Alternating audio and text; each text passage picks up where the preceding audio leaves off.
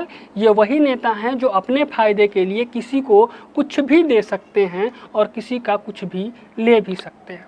ये बिल्कुल देने और लेने से मेरा तात्पर्य वही है जो आप समझ रहे हैं। पाकिस्तान एक ऐसा मुल्क है जो खुद कटोरा लेके भीख मांगता रहेगा, लेकिन आतंकवादियों को फंडिंग करने से बाज नहीं आता है। अमेरिका और रसिया जैसे बड़े देश अपनी महत्वाकांक्षाओं को पूरा करने के लिए या अपने वर्चस्व की लड़ाई के लिए किसी भी देश को बर्बाद कर सकते हैं। उसका जीता जाता एग्जाम्पल है अफ़गानिस्तान।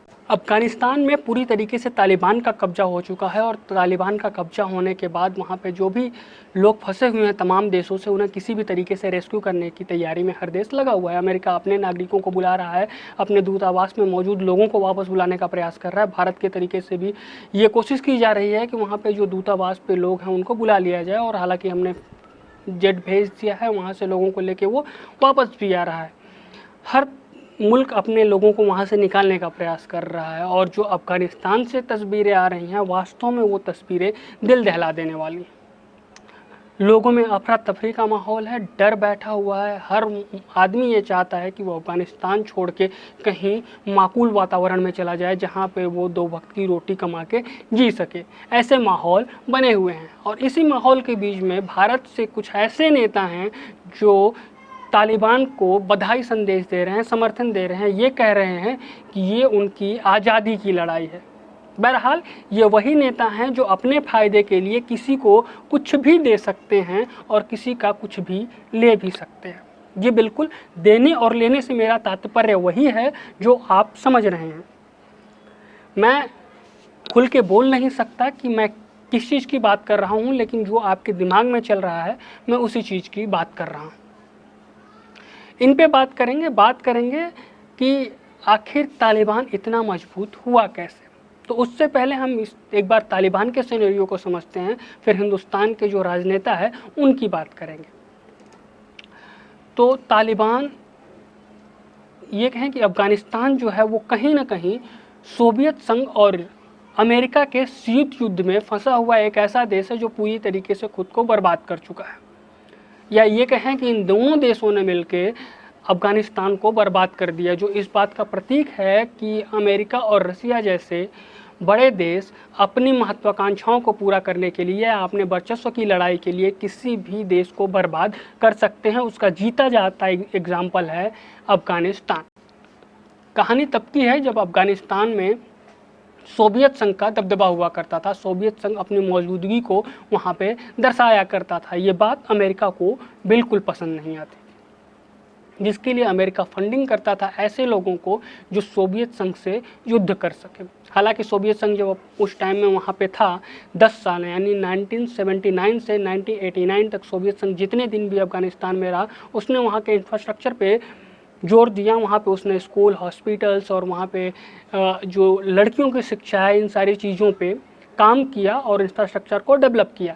इस बीच में अमेरिका को हमेशा से खटकता रहा कि आखिर अफ़गानिस्तान में सोवियत संघ अपनी वर्चस्वता कैसे दिखा रहा है, जिसके लिए अमेरिका हर मुमकिन कोशिश करता रहा कि किस तरीके से सोवियत संघ को अफ़गानिस्तान से निकाला जाए।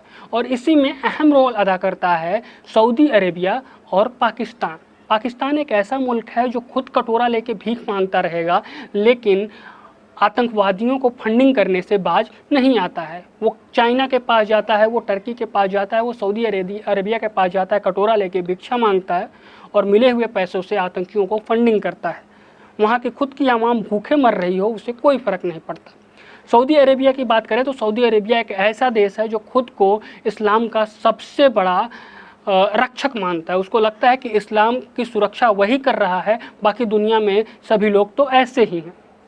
इसी दौर में सऊदी अरेबिया उस दौर में ऐसे मदरसों को फंडिंग कर रहा था जो पूर्वी पाकिस्तान में कट्टर सुन्नी मुसलमानों को बनाने का प्रयास किया जा रहा था या कट्टरपंथी संगठनों को जन्म दे रहा था। उन मदरसों की फंडिंग कहीं ना कहीं अमेरिका और सऊदी अरेबिया ने लगातार की, और उन्हीं मदरसों से निकला है, पनपा है ये तालिबान। तालिबान का 1992 में गठन हुआ था, जो कि वहाँ पे सत्ता बदल के सत्ता को हासिल करने की कोशिश में था। 1995 का दौर आया जब तालिबान ने अफ़गानिस्तान के रोहाट शहर पर अपना कब्जा कर लिया। एक साल बाद 1996 में काबुल पर कब्जा किया और 1998 आते आते तकरीबन पूरे अफगानिस्तान पे तालिबान का कब्जा था, जो कि आज की वर्तमान स्थिति है। लेकिन वर्तमान स्थिति और तब की स्थिति में अंतर ये है कि वर्तमान स्थिति में तालिबान और भी मजबूत है एज़ कम्पेयर टू 1998 में। आज की स्थिति में और मजबूत क्यों है, इस पे बाद में चर्चा करेंगे, इसको आगे हम डिस्कस करेंगे। बहरहाल तब उसने कब्जा किया और उसके बाद वहाँ कब्जा करते ही पूरे अफगानिस्तान पे तालिबान का कब्जा जैसे ही हुआ, इसने महिलाओं के शिक्षा पे बैन लगाया, फिल्मों पे बैन लगाया, टीवी पे बैन लगाया। यानी ये कह सकते हैं कि पूरी तरीके से शरीयत कानून, महिलाएँ सिर्फ आंखें खोल के बाहर निकले, बाकी उनका पूरा शरीर ढका होना चाहिए, इस तरीके के कानूनों को लागू कर दिया गया। अमेरिका को तब भी ये नहीं खटका। अमेरिका एक्टिव होता है अफ़गानिस्तान में या आतंकवाद के खिलाफ जब 9/11 में अमेरिका में हमला होता है। 9/11 अटैक के बाद अमेरिका तालिबान के खिलाफ मुहिम छेड़ता है, आतंकवाद के खिलाफ मुहिम छेड़ता है और 2000 से लेके अब तक की जो मुहिम रही, तब से लेके ये 20 सालों में अफ़गानिस्तान में थोड़ी शांति रही, एक सरकार स्थापित की गई और इन्हीं 20 सालों के दौरान भारत की भी नज़दीकियाँ अफ़गानिस्तान से बढ़ी। भारत ने वहाँ पे इंफ्रास्ट्रक्चर को डेवलप किया, क्योंकि सामरिक दृष्टि से अफ़गानिस्तान भारत के लिए बहुत मायने रखता है। जो हालात अभी पाकिस्तान बनाने का प्रयास कर रहा था, उसके दृष्टिकोण से पाकिस्तान और चाइना अगर इधर से घेर रहे हैं तो भारत के लिए सामरिक दृष्टि से अफ़गानिस्तान का साथ में होना बहुत ज़रूरी था, जिसके लिए इसी 20 सालों के अंदर में भारत ने बहुत सारे इन्वेस्टमेंट अफ़गानिस्तान में किए थे। वहाँ के जो संसद का निर्माण कराया था और भी इंफ्रास्ट्रक्चर वहाँ पे डैम बनवाए थे, बहुत सारी चीज़ें हिंदुस्तान ने वहाँ पे की थी। बहरहाल ये तो बात रही पूरा अफ़गानिस्तान और इनके इतिहास का। अब ज़रा ये समझने का प्रयास करते हैं कि आखिर ये तालिबान को फंडिंग कौन करता है, क्योंकि 2019-20 के आंकड़ों को अगर देखें, जब आर्थिक मंदी का दौर है, विश्व आर्थिक मंदी से गुजर रहा है, इस दौर में तालिबान जैसे संगठन की वार्षिक आय $1.6 बिलियन। सोचने वाला आंकड़ा है, $1.6 बिलियन। ये पैसे कहाँ से आते हैं, अगर इस पे हम जो देखें तो इनका $416 मिलियन की कमाई ड्रग्स से होती है, $464 मिलियन की कमाई खनन से होती है, $160 मिलियन की कमाई रंगदारी से होती है, $240 मिलियन चंदा मिलता है और उसके बाद $80 मिलियन, तकरीबन $80 मिलियन रियल इस्टेट से आता है। यानी कि अफ़गानिस्तान के संसाधनों पे इस तरीके से तालिबान का कब्जा है कि हर संसाधन से, फिर वो रियल इस्टेट हो, खनन हो, रंगदारी तो खैर वो लेते ही हैं, और उसके बाद जो अफ़ीम की खेती होती है वहाँ पे, ड्रग्स जो निकलते हैं उससे, उसके बाद 100 से $500 मिलियन की सहायता मिलती है। आपको बताया ना कि पाकिस्तान जैसे देश, अब तो चाइना भी सूची में आ गया है, शायद रसिया भी कर रहा होगा इनको, क्योंकि अमेरिका वहाँ पे इन्वॉल्व था। तो 100 से $500 मिलियन की जो है इनको सहायता दी जाती है। यानी $1.6 बिलियन इनकम है इनका पर ईयर का।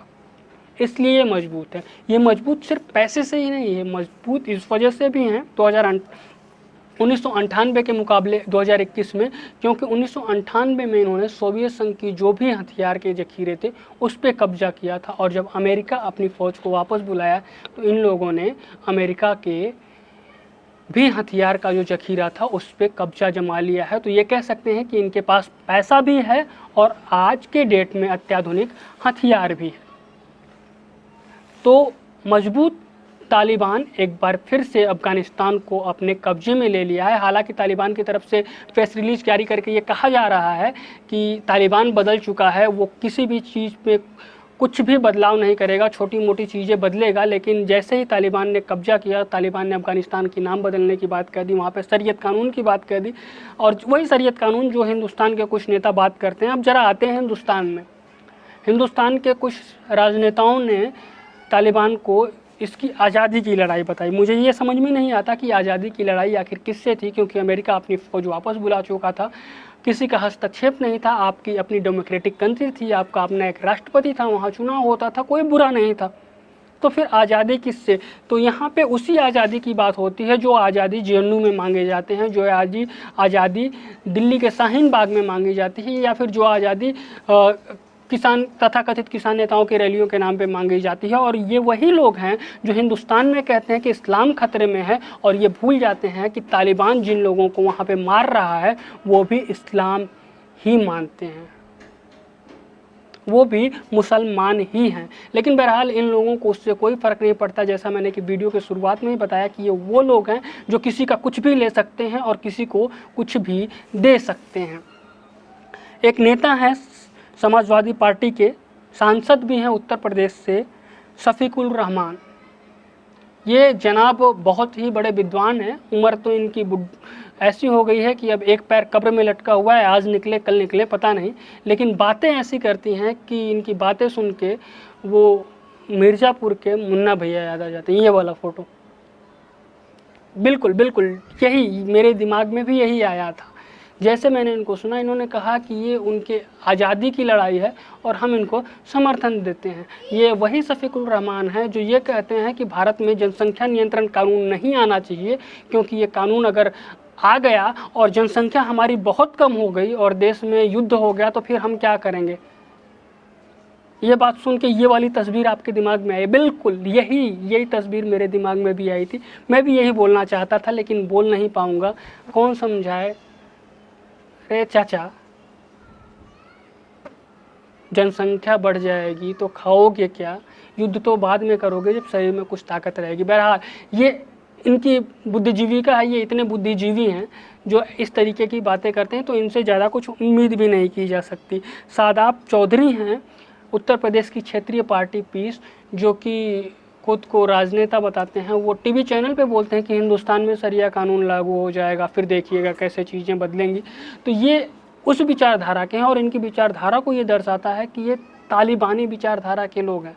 हाँ, बहरहाल हम कानून से हमारे हाथ बंधे हैं, सरकार के हाथ बंधे हैं, ह्यूमन राइट्स फलाना ढिमकाना, बहुत सारी चीज़ें हैं जिसकी वजह से ये लोग खुल के टीवी पे कुछ भी बोल देते हैं और चले जाते हैं। और इतना ही नहीं, जो क्रांतिकारी योद्धा थे, क्रांतिकारी योद्धा शाहीन बाग वाले, दिल्ली दंगों के क्रांतिकारी जो योद्धा थे, उन लोगों में भी 2-3 नाम ऐसे हैं जिन्होंने वीडियो या ऑडियो जारी करके तालिबान को बधाई दी है। मुझे समझ में नहीं आता कि ये वही लोग बधाई दे रहे होते हैं जो आज से महज 1 महीने पहले एक क्रांतिकारी पत्रकार के अफगानिस्तान में मार दिए जाने पर बवाल कर रहे थे, पूरा ट्विटर छान मारा था। फिर रवीश कुमार जैसे पत्रकार लानतें भी भेज रहे थे और इन जैसे लोग बोल रहे थे ये हो गया वो हो गया। ये इन लोगों को मैं बताना चाहूँगा कि ये वही तालिबान है जिसने आपके क्रांतिकारी पत्रकार को न केवल गोली मारा बल्कि उसकी लाश के ऊपर से सर फोड़ने के लिए गाड़ी तक चढ़ा दी थी। और ये तालिबान को बधाइयाँ भेज रहे हैं। बहरहाल पूरे वीडियो का मोटिव यही समझाना था कि आखिर तालिबान पनपा कैसे। तालिबान कहीं ना कहीं आज अमेरिका कितना भी सर पीट ले, लेकिन अमेरिका, पाकिस्तान और सऊदी अरेबिया ने इसको पैदा किया, जिसमें रसिया ने पूरा हाथ दिया। इन 3-4 देशों ने मिलके अफ़गानिस्तान को एक तरीके से सीरिया बना दिया है। और भविष्य में अफ़गानिस्तान सीरिया के शक्ल में नज़र आए तो कोई बहुत बड़ी बात नहीं होगी। वहाँ पे बमबारी भी हो सकती है, वहाँ पे लोग कत्लेआम भी हो सकता है। आज के समय में वहाँ पे कुछ भी हो सकता है। लेकिन सोचने वाली बात यह है कि हिंदुस्तान में बैठ के जब कुछ लोग ऐसी बातें करते हैं तो उस पर क्या करना चाहिए। इन लोगों के बारे में आपकी जो भी राय है आप कमेंट बॉक्स में कमेंट करके हमें बता सकते हैं।